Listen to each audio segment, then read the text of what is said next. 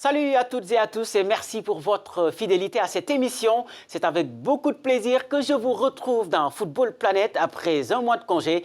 Tout de suite, les titres. Au sommaire de cette émission, CAN 2019, le Cameroun encore loin du compte. Le pays pourrait se voir retirer l'organisation du tournoi après avoir constaté un énorme retard dans les travaux.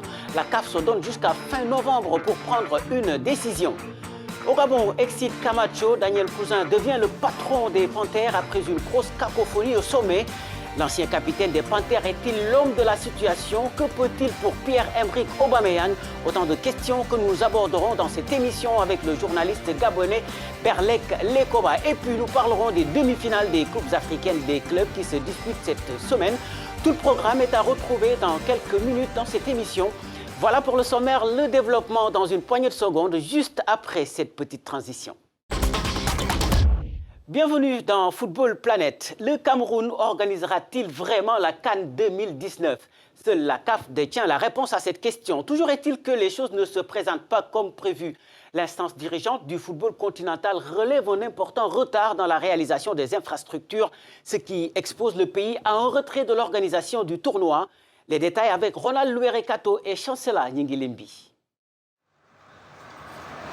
Le Cameroun est-il prêt à accueillir la CAN 2019? Des doutes planent tant le retrait de l'événement au pays des Lions indomptables semble se préciser. Un rapport de la dernière visite d'inspection de la CAF a révélé des dysfonctionnements, notamment le retard important dans la réalisation des infrastructures au Cameroun. Mais selon le comité exécutif de la CAF, Confédération africaine de football réunie récemment en Égypte, il faudra attendre fin novembre après la dernière visite d'inspection du cabinet d'audit Roland Berger de la CAF pour connaître le pays hôte de la CAN 2019. Le Cameroun s'est engagé jusqu'au plus haut sommet de l'État qu'ils seront à temps pour l'organisation de cette compétition. Je ne peux pas répondre à leur place. Ce que je peux vous répondre, c'est que la CAF n'a pas encore pris aucune décision contraire à ce qui a été dit, à ce qui a été pris avant que la CAN 2019 seront organisées au Cameroun. Selon certaines indiscrétions, le Maroc, candidat malheureux à l'organisation du Mondial 2026, est en pole position pour abriter la 32e édition de l'événement footballistique le plus prestigieux du continent. Le Cameroun devrait abriter la CAN pour la deuxième fois après celle de 1972, remportée par le Congo voisin. Mais il faut dire que rien n'est encore perdu pour le Cameroun. Dimanche, le patron du football du pays s'est montré moins alarmiste que la CAF. Dieudonné Hapi soutient en effet que le Cameroun sera bien prêt. Le voici. Est-ce que nous sommes prêts? Ah ben oui, nous sommes prêts. Le président de la République l'a dit, que le Cameroun sera prêt le jour dit. Et en l'état actuel des choses, je peux vous dire sans embâche et sans aucun risque de me tromper que le Cameroun sera prêt. Les inspecteurs de la CAF qui sont venus récemment ont été émerveillés par l'état d'avancement des travaux. Certes, certains chantiers ont encore un peu de retard, mais déjà je peux vous dire que entre la dernière visite d'inspection et aujourd'hui, beaucoup a été fait. Reste maintenant à savoir si ces assurances vont convaincre la CAF. La CAF qui, à l'issue de son comité exécutif tenu ce week-end, a désigné les pays hôtes des compétitions continentales pour les 4 prochaines années. On peut noter notamment l'attribution de la CAN féminine 2020 au Congo ou encore la CAN U20 2021 à la Mauritanie qui réalise d'énormes progrès ces dernières années. Nous y reviendrons sans doute dans les semaines à venir. Retour en Afrique centrale, je vous le disais en titre, Daniel Cousin est le nouveau sélectionneur de l'équipe nationale du Gabon. Nommé il y a une dizaine de jours, l'ancien buteur et capitaine des Panthères devait former un duo avec Pierre-François Aubame, père de Pierre-Emerick Aubameyang. Mais ce dernier a décliné l'offre, laissant la place à une énorme cacophonie. Avant d'en parler avec le chroniqueur sportif Berlek Lekoba, retour sur cette embrouille dans une tanière en perpétuelle crise avec Ruth Lago et Claudia Nsono. Fallait-il en rire ou en pleurer? Une semaine après le départ de José Antonio Camacho, les Gabonais ont vécu une situation pour le moins cocasse avec la nomination et le refus de Pierre-François Aubame. C'est son fils Pierre-Emerick qui a annoncé la décision, reprochant à la FEGAFOOT d'avoir désigné son père alors que celui-ci était malade.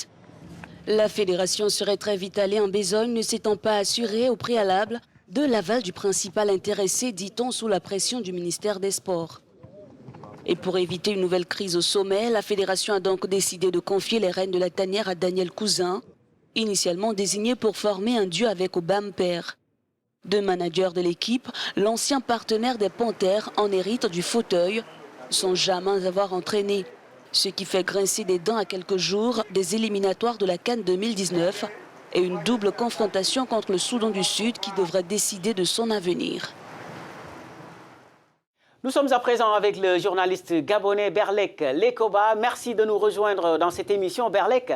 Daniel Cousin, on l'a dit, devait former une paire à la tête des Panthères avec Pierre-François Obama qui a finalement dit non. Alors comment expliquer ce cafouillage? Bon, déjà, la réalité c'est que d'Obama Père ou de Daniel Cousin, il n'y avait pas de précision sur le communiqué qui annonçait le duo de sélectionneurs des Panthères du Gabon. Il n'y avait pas de précision sur qui était le titulaire et qui était l'adjoint. Donc le cafouillage a commencé là. Donc voilà un petit peu comment il faut situer les choses. Après, bien sûr, il s'en est suivi ce que nous avons vécu avec le refus de Pierre Obama.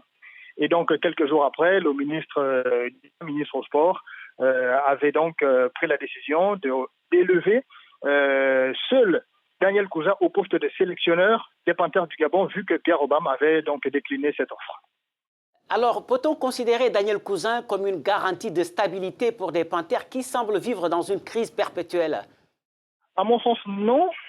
Pourquoi? Parce que Daniel Cousin ne me paraît pas être un homme neuf.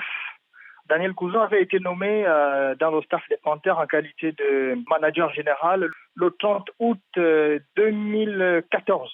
Et s'il y avait de la rigueur de la part du manager général qui avait donc la responsabilité de faire évoluer, de développer la maison Panthère, eh bien, c'était la responsabilité de Daniel Cousin. Aujourd'hui, on a vu lors de son interview, le jour de son intronisation, il a dit « Il est temps d'assainir l'environnement, il est temps de mettre de l'ordre, fini le désordre ».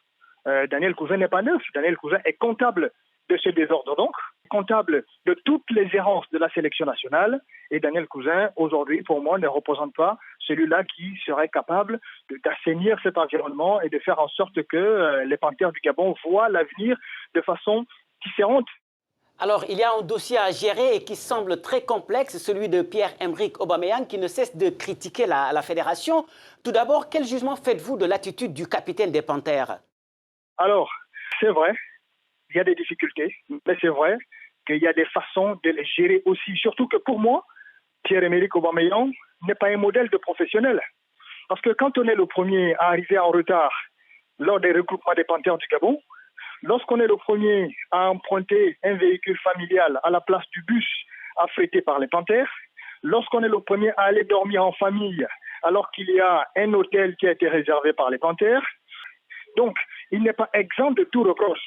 Donc moi, je pense quand même que les responsabilités sont partagées, mais que Pierre-Emerick ne rejette pas tout le temps sur la Fédération gabonaise de football, parce qu'aujourd'hui, s'il y a une grosse cacophonie, il y a des joueurs aujourd'hui qu'on appelle en sélection, qui viennent, qui jouent un match, qui refusent de jouer le deuxième, pendant qu'ils sont à Libreville, qui préfèrent aller en boîte de nuit. Pourquoi? Parce que Pierre-Emerick Aubameyang a ouvert la brèche. Vous voyez un certain nombre de choses comme ça, multipliées, qui font que tout finit par aller en cacahuète.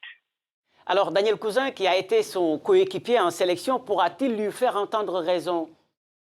Je crois que si les deux hommes avaient une relation saine, ça ne devrait pas poser problème. Il y a quand même eu quelques couacs entre les deux hommes lorsqu'ils étaient ensemble en sélection, qui ne vont pas forcément militer en faveur d'une bonne entente entre les deux.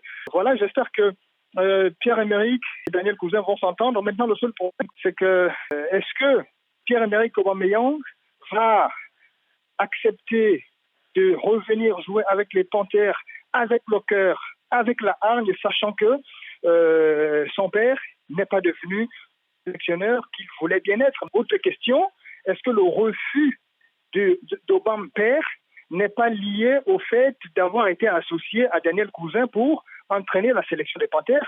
Est-ce que Pierre-Emerick va accepter de jouer pour les Panthères? Et s'il accepte, est-ce qu'il viendra jouer avec le patriotisme nécessaire, avec le cœur? Voilà tout un tas de questions, on attend de voir déjà. Merci beaucoup, Berlek Lekoba. Merci, à vous aussi du côté de Pointe-Noire. À bientôt. Je rappelle que vous êtes journaliste sportif gabonais et nous parliez de Libreville, la capitale du Gabon. Parlons maintenant des coupes africaines des clubs et des demi-finales qui se jouent cette semaine. La Ligue des Champions, tout d'abord, la première affiche va opposer Primeiro de Agosto d'Angola à l'Espérance de Tunis au stade du 11 novembre de Luanda. Dans l'autre demi, les Égyptiens d'Al Ahly seront aux prises au Caire avec les Algériens de l'AS Sétif qui ont sorti le tenant du titre, le Wydad Casablanca, au tour précédent. Les deux rencontres se jouent ce mardi. Et puis mercredi, place au dernier carré de la Coupe de la CAF. Au programme, Enyimba du Nigeria accueille le Raja de Casablanca alors que les Congolais de Vita Club se déplacent sur la pelouse des Égyptiens d'Al Masry. Les matchs retour des deux compétitions sont prévus le 23 octobre pour la Ligue des Champions et le 24 pour la Coupe de la CAF.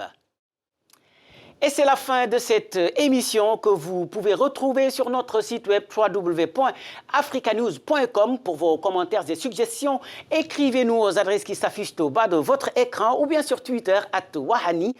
Je vous souhaite une excellente semaine en compagnie de nos programmes et vous donne rendez-vous la semaine prochaine pour un autre numéro de Football Planète. Au revoir.